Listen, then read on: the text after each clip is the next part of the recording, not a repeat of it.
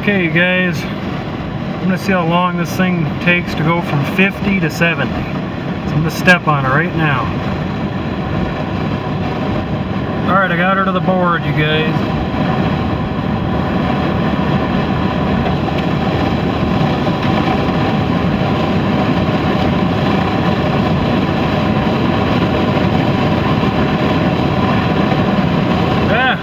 Could be worse.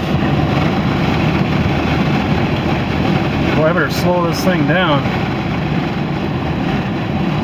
She's a fast machine, you guys. I'm telling you.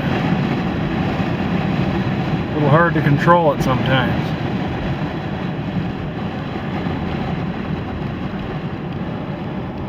Anyhow,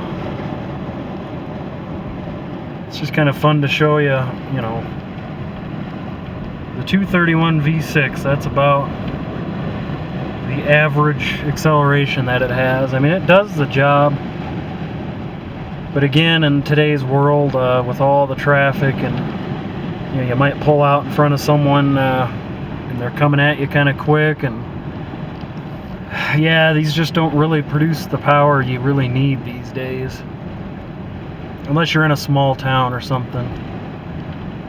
But still, they're great engines, very reliable, very strong, durable. But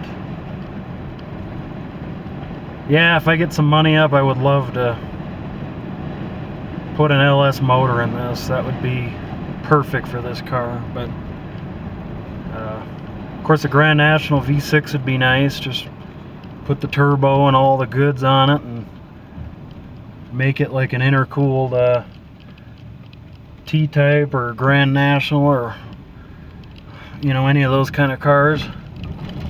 But the LS, the parts are so available and affordable and common, and I'd probably go with the LS in this car if I ever get the money up to do it.